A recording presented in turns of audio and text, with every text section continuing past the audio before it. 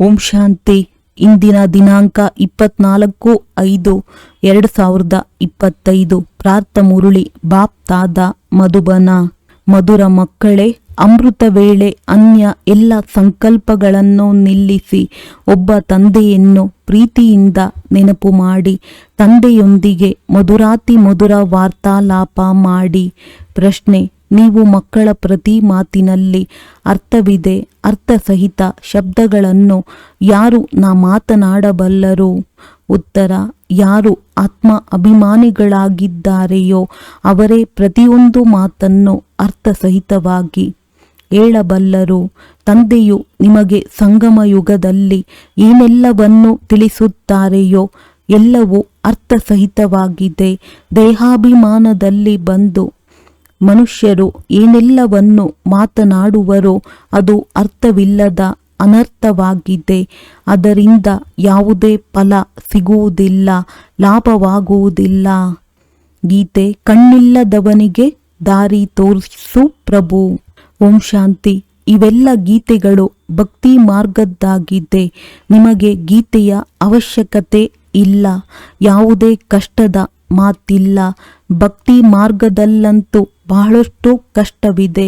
ಎಷ್ಟೊಂದು ರೀತಿ ಪದ್ಧತಿಗಳು ನಡೆಯುತ್ತವೆ. ಬ್ರಾಹ್ಮಣರಿಗೆ ತಿನ್ನಿಸುವುದು, ತೀರ್ಥಸ್ಥಾನಗಳಲ್ಲಿ ಬಹಳಷ್ಟು ಮಾಡಬೇಕಾಗುತ್ತದೆ. ಇಲ್ಲಿ ಬಂದು ತಂದೆಯು ಎಲ್ಲ ಕಷ್ಟಗಳಿಂದ ಬಿಡಿಸುತ್ತಾರೆ. ಇದರಲ್ಲಿ ಏನೂ ಮಾಡಬೇಕಾಗಿಲ್ಲ. ಮುಖದಿಂದ ಶಿವ ಶಿವ ಎಂದು ಹೇಳಬೇಕಾಗಿಲ್ಲ. ಇದು ನಿಯಮವೂ ಇಲ್ಲ. ಇದರಿಂದೇನೂ ಫಲವೂ ಸಿಗುವುದಿಲ್ಲ. ತಂದೆಯು ತಿಳಿಸುತ್ತಾರೆ, ಆಂತರ್ಯದಲ್ಲಿ ಇದನ್ನು ತಿಳಿದುಕೊಳ್ಳಬೇಕಾಗಿದೆ. ನಾನಾತ್ಮನಾಗಿದ್ದೇನೆ, ನನ್ನನ್ನು ನೆನಪು ಮಾಡಿ ಎಂದು ತಂದೆಯು ಹೇಳಿದ್ದಾರೆ. ಅಂತರ್ಮುಖಿಯಾಗಿ ತಂದೆಯನ್ನೇ ನೆನಪು ಮಾಡಬೇಕಾಗಿದೆ. ಆಗ ತಂದೆಯು ಪ್ರತಿಜ್ಞೆ ಮಾಡುತ್ತಾರೆ, ನಿಮ್ಮ ಎಲ್ಲ ಪಾಪಗಳು ಭಸ್ಮವಾಗುತ್ತವೆ. ಇದು ಯೋಗಾಗ್ನಿಯಾಗಿದೆ. ಇದರಿಂದ ನಿಮ್ಮ ವಿಕರ್ಮಗಳು ವಿನಾಶವಾಗುತ್ತವೆ ಮತ್ತು ನೀವು ಹಿಂತಿರುಗಿ ಹೋಗುತ್ತೀರಿ. ಚರಿತ್ರೆ ಭೂಗೋಳವು ಪುನರಾವರ್ತನೆಯಾಗುತ್ತದೆ. ಇವೆಲ್ಲವೂ ತಮ್ಮ ಜೊತೆ ಮಾತನಾಡಿಕೊಳ್ಳುವ ಯುಕ್ತಿಗಳಾಗಿವೆ. ತನ್ನ ಜೊತೆ ವಾರ್ತಾಲಾಪ ಮಾಡಿಕೊಳ್ಳುತ್ತಾ ಇರಿ. ತಂದೆಯು ತಿಳಿಸುತ್ತಾರೆ, ನಾನು ಕಲ್ಪಕಲ್ಪವು ನಿಮಗೆ ಈ ಯುಕ್ತಿಯನ್ನು ತಿಳಿಸುತ್ತೇನೆ. ಇದೂ ಸಹ ತಿಳಿದಿದೆ. ನಿಧಾನವಾಗಿ ಈ ವೃಕ್ಷವು ವೃದ್ಧಿಯಾಗುವುದು. ಮಾಯೆಯ ಬಿರುಗಾಳಿಗಳೂ ಸಹ ಈ ಸಮಯದಲ್ಲಿದೆ. ಯಾವಾಗ ನಾನು ಬಂದು ನೀವು ಮಕ್ಕಳನ್ನು ಮಾಯೆಯ ಬಂಧನದಿಂದ ಬಿಡಿಸುತ್ತೇನೆ. ಸತ್ಯಯುಗದಲ್ಲಿ ಯಾವುದೇ ಬಂಧನವಿರುವುದಿಲ್ಲ. ಈ ಪುರುಷೋತ್ತಮ ಯುಗವೂ ಸಹ ಈಗ ನಿಮಗೆ ಅರ್ಥಸಹಿತವಾಗಿ ಬುದ್ಧಿಯಲ್ಲಿದೆ. ಎಲ್ಲಿ ಪ್ರತಿಯೊಂದು ಮಾತು ಅರ್ಥಸಹಿತವಾಗಿದೆ. ಯಾರು ದೇಹಾಭಿಮಾನಿಯಾಗಿ ಮಾತನಾಡುವರೋ ಅದು ಅನರ್ಥವಾಗಿದೆ. ದೇಹಿ ಅಭಿಮಾನಿಯಾಗಿ ಮಾತನಾಡುವವರದ್ದು ಅರ್ಥಸಹಿತವಾಗಿರುತ್ತದೆ. ಅದರಿಂದ ಫಲ ಸಿಗುತ್ತದೆ. ಭಕ್ತಿ ಮಾರ್ಗದಲ್ಲಂತೂ ಇಷ್ಟೊಂದು ಪರಿಶ್ರಮವಿರುವುದಿಲ್ಲ. ತೀರ್ಥಯಾತ್ರೆಗಳನ್ನು ಮಾಡುವುದು, ಅದು ಇದು ಮಾಡುವುದು, ಇವೆಲ್ಲವೂ ಭಗವಂತನ ಬಳಿ ತಲುಪುವ ಮಾರ್ಗಗಳೆಂದು ತಿಳಿಯುತ್ತಾರೆ. ಆದರೆ ನೀವು ಮಕ್ಕಳು ತಿಳಿದುಕೊಂಡಿದ್ದೀರಿ, ಇವುಗಳಿಂದ ಯಾರೊಬ್ಬರೂ ಹಿಂತಿರುಗಿ ಹೋಗಲು ಸಾಧ್ಯವಿಲ್ಲ. ಯಾರು ಮೊಟ್ಟಮೊದಲ ವಿಶ್ವದ ಮಾಲೀಕರು ಲಕ್ಷ್ಮೀನಾರಾಯಣರಾಗಿದ್ದರೋ ಅವರದ್ದೇ 84 ಜನ್ಮಗಳೆಂದು ತಿಳಿಸುತ್ತಾರೆ. ಅಂದ ಮೇಲೆ ಮತ್ಯಾರು ತಾನೇ ಇದರಿಂದ ಮುಕ್ತರಾಗಲು ಸಾಧ್ಯ? ಎಲ್ಲರೂ ಚಕ್ರದಲ್ಲಿ ಬರುತ್ತಾರೆ ಅಂದಾಗ ಕೃಷ್ಣನಿಗಾಗಿಯೇ ಎಂದು ಹೇಗೆ ಹೇಳುತ್ತಾರೆ? ಕೃಷ್ಣನು ಸದಾ ಶಾಶ್ವತವಾಗಿರುತ್ತಾನೆಂದು. ಆ ಕೃಷ್ಣನ ನಾಮರೂಪವು ಹೊರಟು ಹೋಯಿತು. ಆದರೆ ಆತ್ಮವು ಯಾವುದಾದರೊಂದು ರೂಪದಲ್ಲಿದೆ. ಇವೆಲ್ಲ ಮಾತುಗಳನ್ನು ತಂದೆಯು ಬಂದು ಮಕ್ಕಳಿಗೆ ತಿಳಿಸುತ್ತಾರೆ. ಇದು ವಿದ್ಯೆಯಾಗಿದೆ. ವಿದ್ಯಾರ್ಥಿ ಜೀವನದಲ್ಲಿ ಗಮನವನ್ನಿಡಬೇಕಾಗಿದೆ. ಪ್ರತಿನಿತ್ಯವೂ ತಮ್ಮ ಚಾರ್ಟನ್ನು ಬರೆಯಲು ಸಮಯವನ್ನು ನಿಗದಿಪಡಿಸಿ. ವ್ಯಾಪಾರಿಗಳಿಗೆ ಬಹಳಷ್ಟು ಬಂಧನವಿರುತ್ತದೆ. ನೌಕರಿ ಮಾಡುವವರಿಗೆ ಬಂಧನವಿರುವುದಿಲ್ಲ. ಅವರಂತೂ ತಮ್ಮ ಕೆಲಸವನ್ನು ಪೂರ್ಣ ಮಾಡಿದರೆ ಮುಗಿಯಿತು. ವ್ಯಾಪಾರಿಗಳ ಬಳಿಯಂತೂ ಗ್ರಾಹಕರು ಬಂದಾಗಲೆಲ್ಲ ಕುಳಿತುಕೊಳ್ಳಬೇಕಾಗುತ್ತದೆ. ಬುದ್ಧಿಯೋಗವು ಹೊರಗಡೆ ಹೋಗುತ್ತದೆ ಎಂದಾಗ ಪ್ರಯತ್ನಪಟ್ಟು ಸಮಯವನ್ನು ತೆಗೆಯಬೇಕು. ಅಮೃತ ವೇಳೆಯ ಸಮಯವು ಚೆನ್ನಾಗಿದೆ. ಆ ಸಮಯದಲ್ಲಿ ಹೊರಗಿನ ವಿಚಾರಗಳನ್ನು ನಿಲ್ಲಿಸಿ ಬಿಡಬೇಕು. ಯಾವುದೇ ವಿಚಾರವೂ ಬರಬಾರದು. ತಂದೆಯ ನೆನಪಿರಬೇಕು. ತಂದೆಯ ಮಹಿಮೆಯಲ್ಲಿ ಬರೆಯಬೇಕು. ತಂದೆಯು ಜ್ಞಾನಸಾಗರ, ಪತಿತ ಪಾವನನಾಗಿದ್ದಾರೆ. ತಂದೆಯು ನಮ್ಮನ್ನು ವಿಶ್ವದ ಮಾಲೀಕರನ್ನಾಗಿ ಮಾಡುತ್ತಾರೆ. ಅವರ ಶ್ರೀಮತದಂತೆ ನಡೆಯಬೇಕಾಗಿದೆ. ಎಲ್ಲದಕ್ಕಿಂತ ಒಳ್ಳೆಯ ಮತವೂ ಸಿಗುತ್ತದೆ. ಮನ್ಮನಾಭವ ಮತ್ಯಾರು ಹೇಳಲು ಸಾಧ್ಯವಿಲ್ಲ. ಕಲ್ಪಕಲ್ಪವು ತಮೋಪ್ರಧಾನರಿಂದ ಸತೋಪ್ರಧಾನರಾಗುವ ಮತವು ಸಿಗುತ್ತದೆ. ತಂದೆಯು ಇಷ್ಟನ್ನೇ ತಿಳಿಸುತ್ತಾರೆ, ಮಕ್ಕಳೇ, ನನ್ನೊಬ್ಬನನ್ನೇ ನೆನಪು ಮಾಡಿ. ಇದಕ್ಕೆ ವಶೀಕರಣ ಮಂತ್ರವೆಂದು ಹೇಳಲಾಗುತ್ತದೆ. ಅರ್ಥಸಹಿತವಾಗಿ ನೆನಪು ಮಾಡುವುದರಿಂದಲೇ ಖುಷಿ ಇರುವುದು. ತಂದೆಯು ತಿಳಿಸುತ್ತಾರೆ, ಮಕ್ಕಳೇ, ಅವ್ಯಭಿಚಾರಿ ನೆನಪಿರಬೇಕು. ಹೇಗೆ ಭಕ್ತಿಯಲ್ಲಿ ಒಬ್ಬ ಶಿವನ ಪೂಜೆ ಅವ್ಯಭಿಚಾರಿಯಾಗಿರುತ್ತದೆ, ನಂತರ ವ್ಯಭಿಚಾರಿಯಾಗುವುದರಿಂದ ಅನೇಕರ ಭಕ್ತಿ ಮಾಡುತ್ತಾರೆ. ಮೊದಲು ಅದ್ವೈತ್ಯ ಭಕ್ತಿ ಇತ್ತು. ಒಬ್ಬರನ್ನೇ ಕುರಿತು ಭಕ್ತಿ ಮಾಡುತ್ತಿದ್ದರು. ಜ್ಞಾನವನ್ನು ಸಹ ಅವರೊಬ್ಬರಿಂದಲೇ ಕೇಳಬೇಕಾಗಿದೆ. ನೀವು ಮಕ್ಕಳು ಯಾರ ಭಕ್ತಿ ಮಾಡುತ್ತೀರೋ ಅವರೇ ನಿಮಗೆ ತಿಳಿಸುತ್ತಿದ್ದಾರೆ. ಮಧುರಾತಿ ಮಧುರ ಮಕ್ಕಳೇ, ನಾನೀಗ ಬಂದಿದ್ದೇನೆ. ಈಗ ಈ ಭಕ್ತಿ ಕಾಂಡವು ಪೂರ್ಣವಾಯಿತು. ನೀವೇ ಮೊಟ್ಟ ಮೊದಲು ಒಬ್ಬ ಶಿವ ತಂದೆಯ ಮಂದಿರವನ್ನು ಕಟ್ಟಿಸಿದ್ದೀರಿ. ಆ ಸಮಯದಲ್ಲಿ ನೀವು ಅವ್ಯಭಿಚಾರಿ ಭಕ್ತರಾಗಿದ್ದೀರಿ. ಆದ್ದರಿಂದ ಬಹಳ ಸುಖಿಯಾಗಿದ್ದೀರಿ. ನಂತರ ವ್ಯಭಿಚಾರಿ ಭಕ್ತರಾಗುವುದರಿಂದ ದ್ವೈತ್ಯದಲ್ಲಿ ಬಂದು ಬಿಟ್ಟಿರಿ. ಆಗ ಸ್ವಲ್ಪ ದುಃಖವಾಗುತ್ತದೆ. ಒಬ್ಬ ತಂದೆಯು ಎಲ್ಲರಿಗೂ ಸುಖ ಕೊಡುವವರಾಗಿದ್ದಾರಲ್ಲವೇ. ತಂದೆಯು ತಿಳಿಸುತ್ತಾರೆ, ನಾನು ಬಂದು ನೀವು ಮಕ್ಕಳಿಗೆ ಮಂತ್ರವನ್ನು ಕೊಡುತ್ತೇನೆ. ಒಬ್ಬರಿಂದಲೇ ಮಂತ್ರವನ್ನು ಕೇಳಿ. ಇಲ್ಲಿ ಯಾವುದೇ ದೇಹದಾರಿ ತಿಳಿಸುತ್ತಿಲ್ಲ. ನೀವಿಲ್ಲಿ ಬಾಪ್ ತಾದಾರವರ ಬಳಿ ಬರುತ್ತೀರಿ. ಶಿವ ತಂದೆಗಿಂತಲೂ ಸರ್ವಶ್ರೇಷ್ಠರು ಯಾರೂ ಇಲ್ಲ. ಎಲ್ಲರೂ ಅವರನ್ನೇ ನೆನಪು ಮಾಡುತ್ತಾರೆ. ಭಾರತವೇ ಸ್ವರ್ಗವಾಗಿತ್ತು. ಲಕ್ಷ್ಮೀ ನಾರಾಯಣರ ರಾಜ್ಯವಿತ್ತು. ಅವರನ್ನು ಈ ರೀತಿ ಯಾರು ಮಾಡಿದರು? ಯಾರ ಪೂಜೆಯನ್ನು ನಂತರದಲ್ಲಿ ನೀವು ಮಾಡುತ್ತೀರಿ? ಮಹಾಲಕ್ಷ್ಮಿ ಯಾರೆಂದು ಯಾರಿಗೂ ತಿಳಿದಿಲ್ಲ.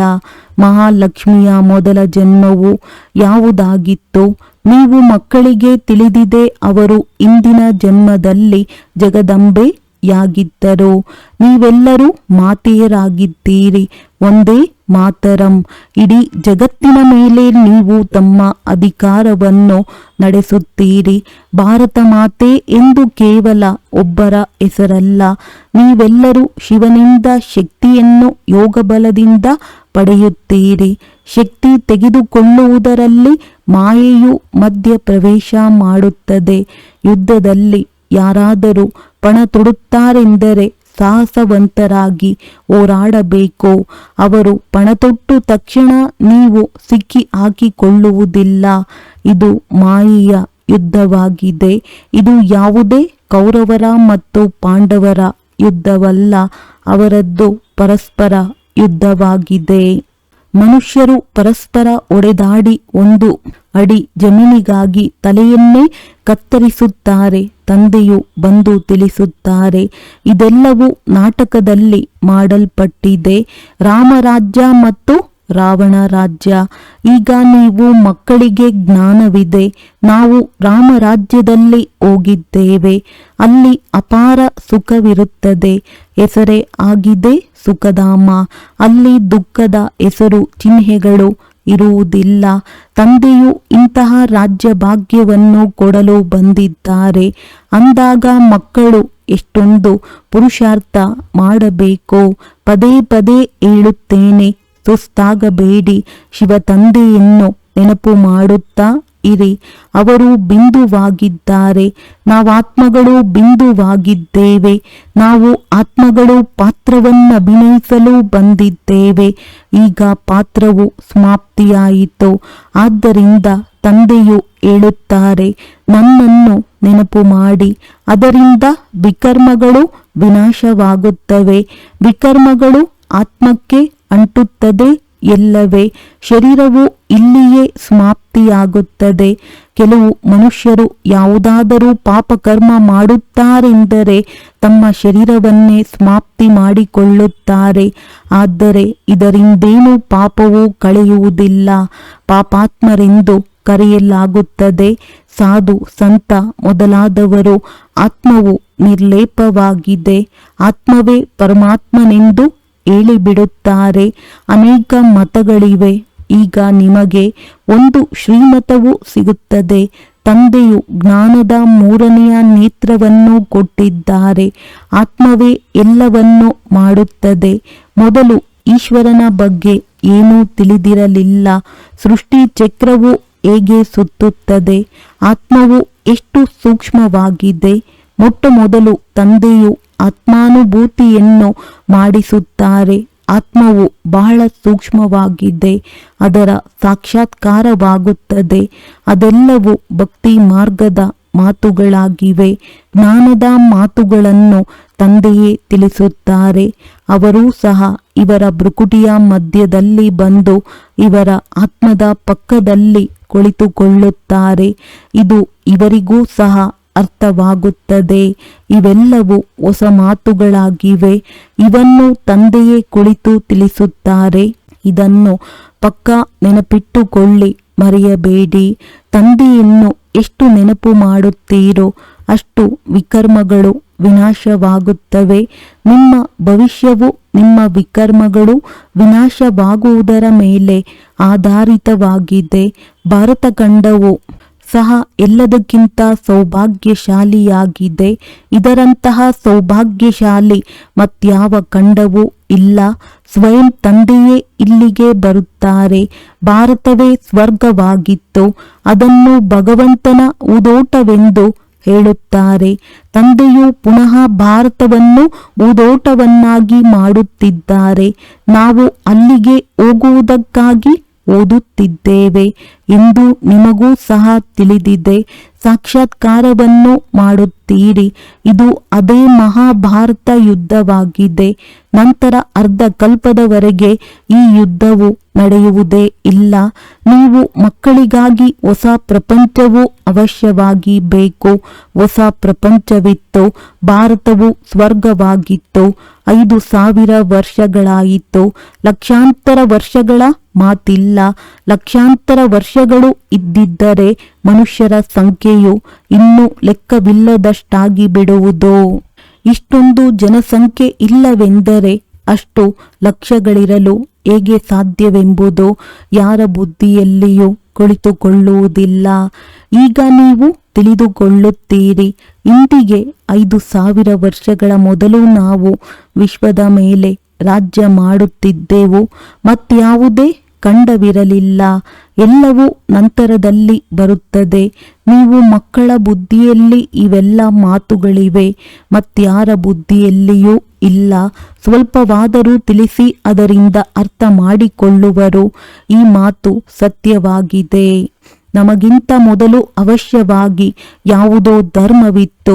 ನೀವೀಗ ತಿಳಿಸಿ ಒಂದು ಆದಿ ಸನಾತನ ದೇವಿ ದೇವತಾ ಧರ್ಮವಿತ್ತು. ಅದು ಪ್ರಾಯಲೋಪವಾಗಿ ಬಿಟ್ಟಿದೆ. ಯಾರೂ ತಮ್ಮನ್ನು ದೇವತಾ ಧರ್ಮದವರೆಂದು ಹೇಳಿಕೊಳ್ಳಲು ಸಾಧ್ಯವಿಲ್ಲ. ನಾವು ಆದಿ ಸನಾತನ ದೇವಿ ದೇವತಾ ಧರ್ಮದವರಾಗಿದ್ದೆವು. ಅಂದ ಮೇಲೆ ಆ ಧರ್ಮವು ಎಲ್ಲಿ ಹೋಯಿತೆಂದು ತಿಳಿದುಕೊಂಡೇ ಇಲ್ಲ. ಹಿಂದೂ ಧರ್ಮವು ಎಲ್ಲಿಂದ ಬಂದಿತು? ಯಾರಿಗೂ ಈ ಮಾತುಗಳಲ್ಲಿ ಚಿಂತನೆಯೇ ನಡೆಯುವುದಿಲ್ಲ. ನೀವು ಮಕ್ಕಳು ತಿಳಿಸಿಕೊಡಿ. ತಂದೆಯು ಜ್ಞಾನ ಸಾಗರ, ಜ್ಞಾನದ ಅಥಾರಿಟಿಯಾಗಿದ್ದಾರೆ. ಅಂದ ಮೇಲೆ ಅವಶ್ಯವಾಗಿ ಜ್ಞಾನವನ್ನು ತಿಳಿಸಿರಬೇಕಲ್ಲವೇ? ಜ್ಞಾನದಿಂದಲೇ ಸದ್ಗತಿಯಾಗುತ್ತದೆ. ಇದರಲ್ಲಿ ಪ್ರೇರಣೆಯ ಮಾತಿಲ್ಲ. ತಂದೆಯು ತಿಳಿಸುತ್ತಾರೆ. ಹೇಗೆ? ಈಗ ಬಂದಿದ್ದೇನೆಯೋ ಅದೇ ರೀತಿ ಕಲ್ಪವೂ ಬರುತ್ತೇನೆ. ಕಲ್ಪದ ನಂತರವೂ ಬಂದು ಮತ್ತೆ ಎಲ್ಲ ಮಕ್ಕಳೊಂದಿಗೆ ಮಿಲನ ಮಾಡುತ್ತೇನೆ. ನೀವು ಸಹ ಅದೇ ರೀತಿ ಚಕ್ರವನ್ನು ಸುತ್ತುತ್ತೀರಿ, ರಾಜ್ಯವನ್ನು ಪಡೆಯುತ್ತೀರಿ ಮತ್ತು ಪಡೆದುಕೊಳ್ಳುತ್ತೀರಿ. ಇದು ಬೇಹದ್ದಿನ ನಾಟಕವಾಗಿದೆ. ನೀವೆಲ್ಲರೂ ಪಾತ್ರಧಾರಿಗಳಾಗಿದ್ದೀರಿ. ಆತ್ಮವು ಪಾತ್ರಧಾರಿಯಾಗಿ ಡ್ರಾಮಾದ ರಚಯಿತ, ನಿರ್ದೇಶಕ, ಮುಖ್ಯ ಪಾತ್ರಧಾರಿಯನ್ನೇ ಅರಿತುಕೊಂಡಿಲ್ಲವೆಂದರೆ ಇನ್ನೇನು ಪ್ರಯೋಜನ? ನೀವು ತಿಳಿದುಕೊಂಡಿದ್ದೀರಿ ಆತ್ಮವು ಹೇಗೆ ಶರೀರವನ್ನು ಧಾರಣೆ ಮಾಡುತ್ತದೆ ಮತ್ತು ಪಾತ್ರವನ್ನಭಿನಯಿಸುತ್ತದೆ. ಈಗ ಪುನಃ ಹಿಂತಿರುಗಿ ಹೋಗಬೇಕಾಗಿದೆ. ಈಗ ಈ ಪ್ರಪಂಚದ ಅಂತ್ಯವಾಗಿದೆ. ತಂದೆಯು ಹೇಗೆ ಗುಪ್ತವಾಗಿ ಕುಳಿತಿದ್ದಾರೆ ಎಂಬುದನ್ನು ಮಕ್ಕಳೇ ತಿಳಿದುಕೊಂಡಿದ್ದೀರಿ. ಇವರಲ್ಲಿ ಕರ್ತನನ್ನು ನೋಡಿದೆವು, ಈಗ ನೋಡಿದೆವು ಎಂದಾದರೂ ಹೇಳಿ, ಅರಿತುಕೊಂಡೆವು ಎಂದಾದರೂ ಹೇಳಿ. ಒಂದೇ ಮಾತಾಗಿದೆ. ಆತ್ಮವನ್ನು ನೋಡುವುದಾದರೆ ಅದರಿಂದೇನೂ ಲಾಭವಿಲ್ಲ. ಯಾರಿಗೂ ಅದು ಅರ್ಥವಾಗುವುದಿಲ್ಲ. ನೌದಾ ಭಕ್ತಿಯಲ್ಲಿ ಬಹಳಷ್ಟು ಸಾಕ್ಷಾತ್ಕಾರಗಳನ್ನು ಮಾಡುತ್ತಾರೆ. ಮೊದಲು ನೀವು ಮಕ್ಕಳು ಸಹ ಎಷ್ಟೊಂದು ಸಾಕ್ಷಾತ್ಕಾರಗಳನ್ನು ಮಾಡುತ್ತಿದ್ದೀರಿ. ಪುನಃ ಕೊನೆಯಲ್ಲಿಯೂ ಸಹ ಈ ಆಟಪಾಠಗಳನ್ನು ನೋಡುತ್ತೀರಿ. ಈಗಂತೂ ತಂದೆಯು ತಿಳಿಸುತ್ತಾರೆ, ನೀವು ಓದಿ ಬುದ್ಧಿವಂತರಾಗಿ ಒಂದು ವೇಳೆ ಓದುವುದಿಲ್ಲವೆಂದರೆ ಕೊನೆಯಲ್ಲಿ ಯಾವಾಗ ಫಲಿತಾಂಶ ಬರುವುದೋ ಆಗ ತಲೆಬಾಗಿಸಬೇಕಾಗುವುದು. ಮತ್ತು ನಾವು ಎಷ್ಟೊಂದು ಸಮಯವನ್ನು ವ್ಯರ್ಥ ಮಾಡಿದೆವೆಂದು ಪಶ್ಚಾತ್ತಾಪ ಪಡುತ್ತೀರಿ.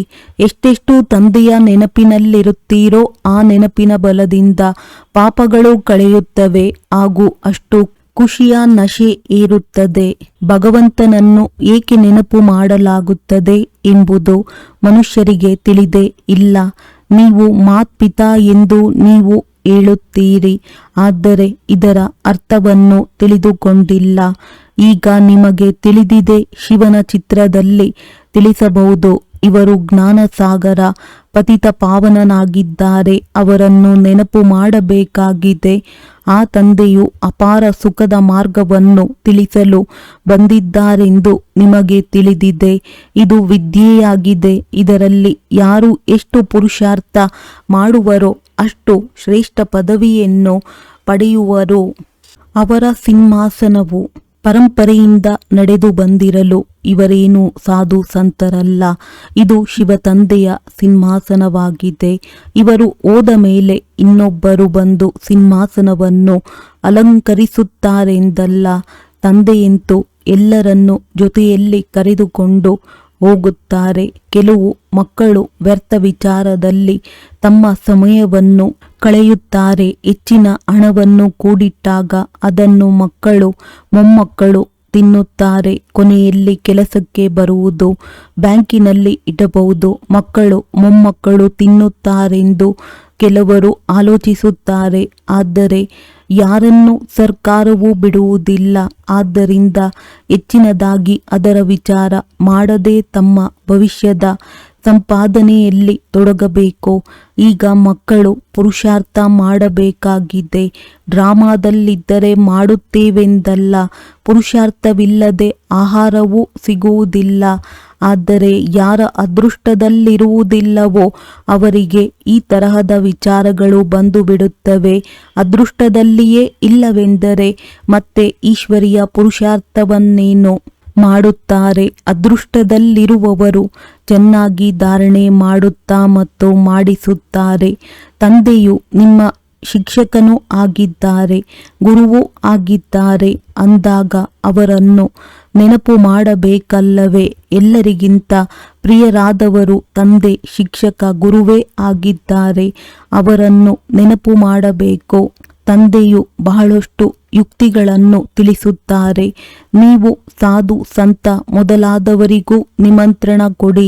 ಒಳ್ಳೆಯದು. ಮಧುರಾತಿ ಮಧುರ ಅಗಲಿ ಹೋಗಿ ಮರಳಿ ಸಿಕ್ಕಿದ ಮಕ್ಕಳ ಪ್ರತಿ ಮಾತ್ಪಿತಾ ಬಾಪ್ ದಾದಾರವರ ನೆನಪು, ಪ್ರೀತಿ ಹಾಗೂ ಸುಪ್ರಭಾತ. ಆತ್ಮೀಯ ಮಕ್ಕಳಿಗೆ ಆತ್ಮೀಯ ತಂದೆಯ ನಮಸ್ತೆ. ಧಾರಣೆಗಾಗಿ ಮುಖ್ಯ ಸಾರ. ಪುರುಷಾರ್ಥ ಮಾಡಿ ತಮ್ಮ ಭವಿಷ್ಯದ ಸಂಪಾದನೆಯಲ್ಲಿ ತೊಡಗಬೇಕಾಗಿದೆ. ಡ್ರಾಮಾದಲ್ಲಿದ್ದರೆ ಮಾಡುತ್ತೇವೆಂದು ಹೇಳುತ್ತಾ ಪುರುಷಾರ್ಥ ಹೀನರಾಗಬಾರದು. ಇಡೀ ದಿನದಲ್ಲಿ ಏನೆಲ್ಲ ಪಾಪಗಳಾಗುತ್ತವೆ ಅಥವಾ ಯಾರಿಗಾದರೂ ದುಃಖ ಕೊಡುತ್ತೀರೆಂದರೆ ಅದನ್ನು ಬರೆದಿಡಬೇಕಾಗಿದೆ. ಸತ್ಯತೆಯಿಂದ ಅದನ್ನು ತಂದೆಗೆ ತಿಳಿಸಬೇಕಾಗಿದೆ. ಸತ್ಯ ಹೃದಯಿಗಳಾಗಿ ಒಬ್ಬ ತಂದೆಯ ನೆನಪಿನಿಂದ ಎಲ್ಲ ಲೆಕ್ಕಾಚಾರಗಳನ್ನು ಸಮಾಪ್ತಿ ಮಾಡಿಕೊಳ್ಳಬೇಕಾಗಿದೆ. ವರದಾನ: ಕಿರೀಟ ಮತ್ತು ಸಿಂಹಾಸನವನ್ನು ಸದಾ ಕಾಯಮ್ಮಾಗಿಟ್ಟುಕೊಳ್ಳುವವರು ನಿರಂತರ ಸ್ವತಃ ಯೋಗಿ ಭವ. ವರ್ತಮಾನ ಸಮಯ ತಂದೆಯ ಮೂಲಕ ಎಲ್ಲ ಮಕ್ಕಳಿಗೂ ಕಿರೀಟ ಮತ್ತು ಸಿಂಹಾಸನ ಸಿಗುತ್ತದೆ.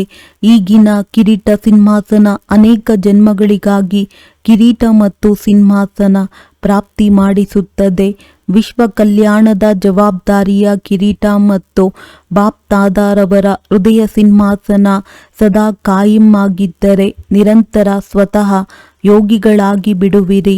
ಅವರಿಗೆ ಯಾವುದೇ ಪ್ರಕಾರದ ಪರಿಶ್ರಮ ಪಡುವ ಮಾತೇ ಇರುವುದಿಲ್ಲ, ಏಕೆಂದರೆ ಒಂದು ಸಮೀಪದ ಸಂಬಂಧವಾಗಿದೆ, ಇನ್ನೊಂದು ಪ್ರಾಪ್ತಿ ಅಕೂಟ್ ಆಗಿದೆ. ಎಲ್ಲಿ ಪ್ರಾಪ್ತಿ ಇರುತ್ತದೆ ಅಲ್ಲಿ ಸ್ವತಃ ನೆನಪಿರುತ್ತದೆ. ಸ್ಲೋಗನ್: ಸರಳ ಬುದ್ಧಿಯಿಂದ ನಿಮ್ಮ ಯೋಚನೆಗಳನ್ನು ಕಾರ್ಯರೂಪದಲ್ಲಿ ತನ್ನಿ, ಅದರಲ್ಲಿ ಸಫಲತೆ ಸಮಾವೇಶವಾಗಿದೆ. ಅವ್ಯಕ್ತ ಸೂಚನೆ: ಆತ್ಮಿಕ ಘನತೆ ಮತ್ತು ಪವಿತ್ರತೆಯ ವ್ಯಕ್ತಿತ್ವವನ್ನು ಧಾರಣೆ ಮಾಡಿ. ದುಃಖ ಅಶಾಂತಿಯ ಉತ್ಪನ್ನ ಅಪವಿತ್ರತೆಯಿಂದಲೇ ಆಗುತ್ತದೆ.